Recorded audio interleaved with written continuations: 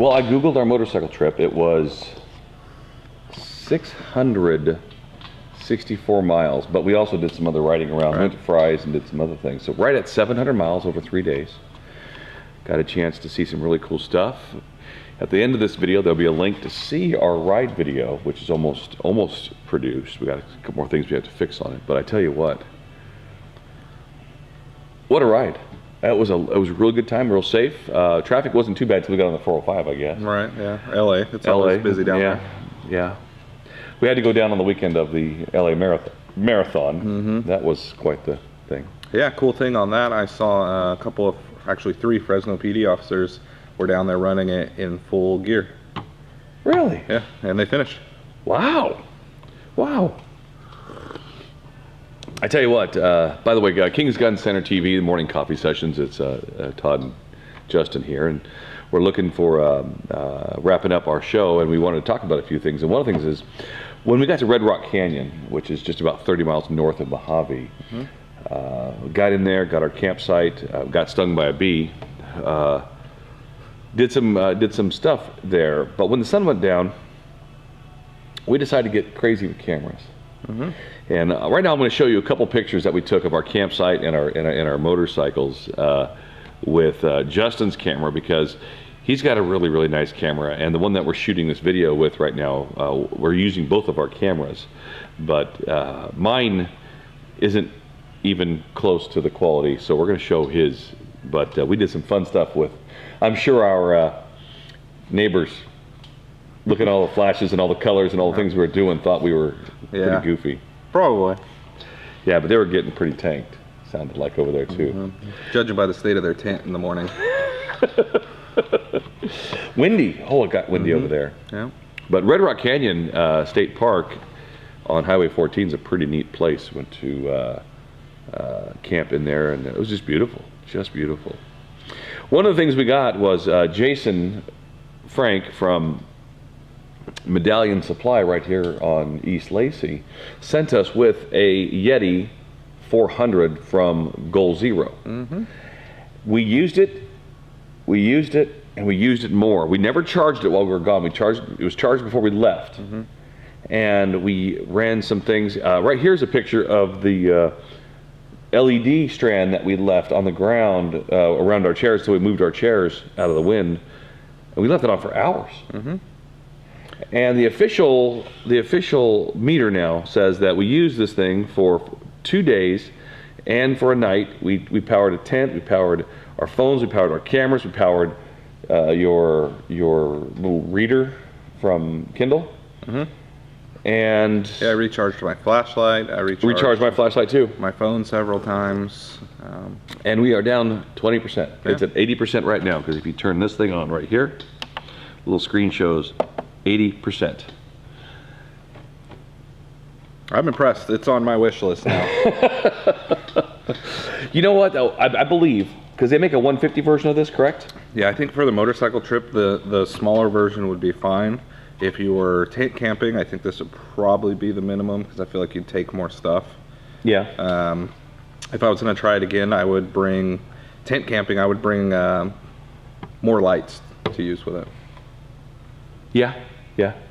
Well, and especially if you have like LEDs on stands and stuff, it won't take much drain. How much drain did that whole strand of LEDs we have? It was almost exactly the same as a phone charger.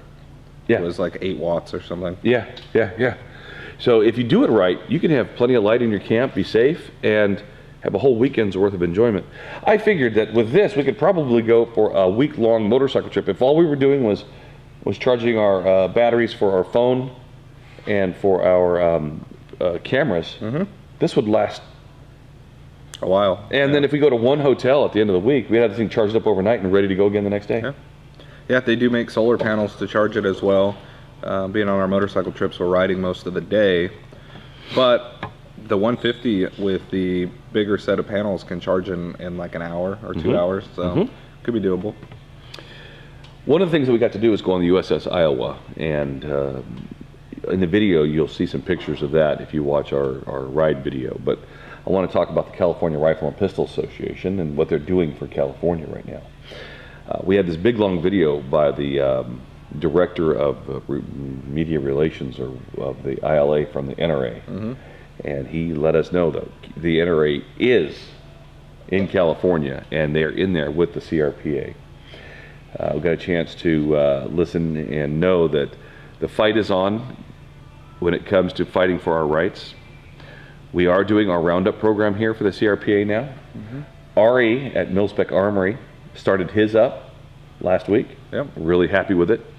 And we're encouraging other gun stores out there to sign up with the roundup program. But just know that we have researched and we've got a chance to see personally all of the different pro-gun lobbies in California, and the CRPA, in my opinion, is the best out there defending our rights here in California.